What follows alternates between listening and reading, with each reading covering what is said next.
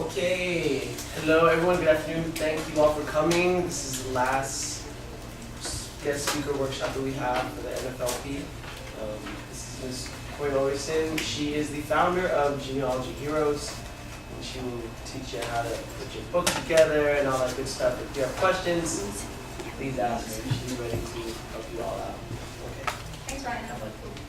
And I met several of you at the kickoff, so it's nice to see you again and meet some new folks as well. Is everybody working on the book? Did everyone sign up for the book, or are you working on other projects as well? Okay, good. And how many have started writing? Okay, we're at the right place right now, so don't worry. And we don't have a clicker, so I'm going to run back and forth, and we're going to keep this very casual. So if you have questions, please do interrupt me and raise your hand. And also I wanted to just start off by saying that all the things I'm going to tell you are things that I've done in my editing and writing business. But you don't have to do them. This is your project. You do it the way that you want to do it. But I'm going to give you some tips and tricks to kind of smooth things out and make you a little less frustrated, I hope. So let's get going.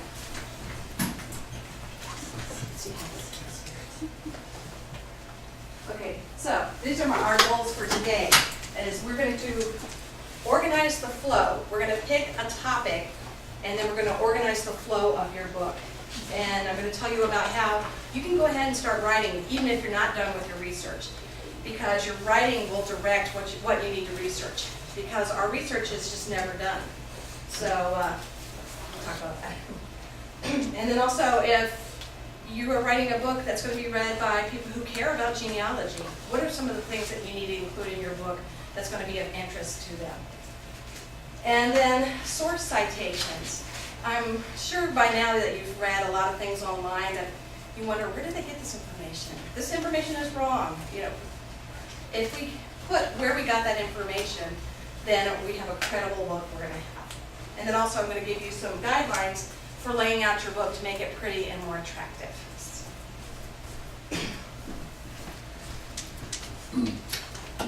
So I'm going to set the objective, that's number one. But first of all, we need to get ready to write. So when you start writing, you need to pick a time of day that works best for you. 11 o'clock at night is not a very good time for me to write. I have to schedule a couple of hours in the morning because I'm pretty good between 7 and 1 p.m. But after that, I'm pretty fried out and I don't want to write anymore. And if I don't schedule it, I won't do it because I have my kids at home, I have my business. So I schedule 3 days a week. I'm going to get up early when the house is still quiet and write. Oh, thank you, Ryan. So think about that and think about when you can schedule time to write, because otherwise you won't do it and it won't get done. And do I write best on a computer, or do I write best on paper first and then put it onto the computer? And then tools. Tools, you really don't need a whole lot of tools, but I wanted to pass out one thing that really helps me.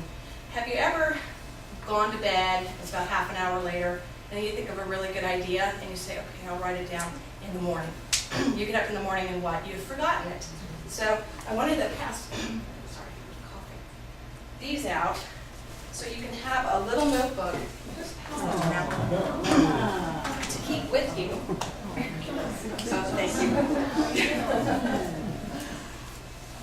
So keep it in your purse or your car or wherever is a good place. Your nightstand is a good place. And then you can just write down your ideas. So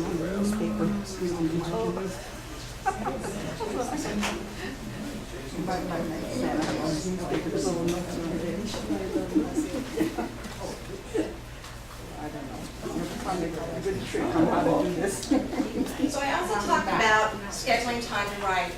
Also setting some deadlines for yourself is good.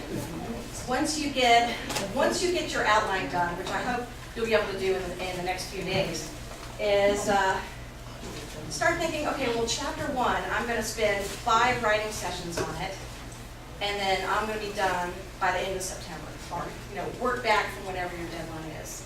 Otherwise, it won't get done. So, don't be too hard on yourself. Just set some loose guidelines on when you're going to write and when you're going to get things done. Okay, so what will my book be about? That's probably what a lot of you are wondering, or maybe you have a very broad idea, but you can't write 600 pages, so you need to narrow it down. Think about who the reader is going to be. Is it just for yourself? Is it just for your immediate family? Well, maybe, but think about after we're all gone, what's going to happen to that book? It will probably be donated to a library, and it will probably be read by others. So you may want to think about that when you're writing. My aunt wrote several books in the 1970s for her friends and family.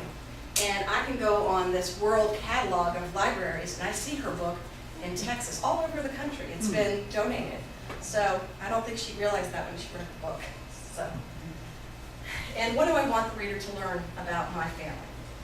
Go ahead. Okay, so objectives and themes. When you sit down to write a book, you think about an ancestor. You think he was born, this man here was born in 1910 in Santa Clara. And then he was sent back to Japan for education. And then he came back to Santa Clara. And I can build out a timeline of his life. But, you know, is that where I want to start? You can certainly start and do a timeline of his whole life. Or you can make it more about the holidays and traditions. You can make it more about little segments of his life. But what I like is number 3, overcoming a challenge. What were some of the turning points of this man's life? And so something we're going to talk about later. Okay, so you can start with a dramatic part of the man's life. So this man, we'll talk about him later, but when he was sent to internment camp during World War II, that would be a turning point in his life. He worked really hard to build up his business, then he was sent to the camp, and then he had to start all over again. So that could be something that you start with, but you could still talk about his past and his ancestry. You know, you don't have to start on his birthday when you're writing a book, but we will talk about this more later. Okay, I'm just flying through this. Okay, objectives and themes. So I have his father up here, and I kind of come up with a timeline. What were some of the turning points in his life? Well, he immigrated to the U.S. That's always a big, major turning point that you could start your book off with. His first wife dying, another turning point. Going back and meeting his second wife was another one. And then his final return to Japan. After he had sort of made it in the United States, he went back to Japan. So, you know, started a life there. So I can start my book anywhere with a turning point. I can refer back to his immigration as an aside, but I don't have to start with, you know, he immigrated. But anyways, the guy, Haruo, born in the U.S., schooled in Japan, school interrupted, he had come back to the U.S. He worked a short time as a butler for a family in the South Bay. That was another turning point in his life. And then building up his farm, and then going to the internment camp, and then rebuilding. These are all turning points that I can focus on in my book. And then I wanted you to look at yourself as well, because it's really hard to look at your life and think, what are the major turning points in my life? My life has been pretty, you know, mundane up until now. So think of some things that were exciting, whether it was training for a job, getting married, moving somewhere, and it's just a good exercise. You may not be writing about yourself, but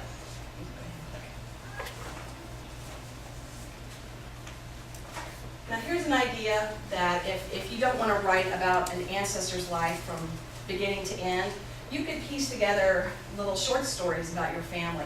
You could put together 6 to 8 short stories about your family. How you celebrated holidays, first day of school for your father, things like that. And they don't have to even be connected. It could be one chapter on one person, one chapter on another person, and so on. So if you feel like you don't have enough about one person, this is an idea that you can do, short stories.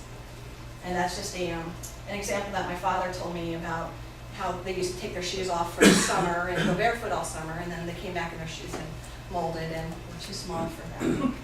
So just little tidbits. And you know, to him that wasn't very interesting, but to me it was interesting. And to the grandchildren, I think it will too. Thank you, Brian.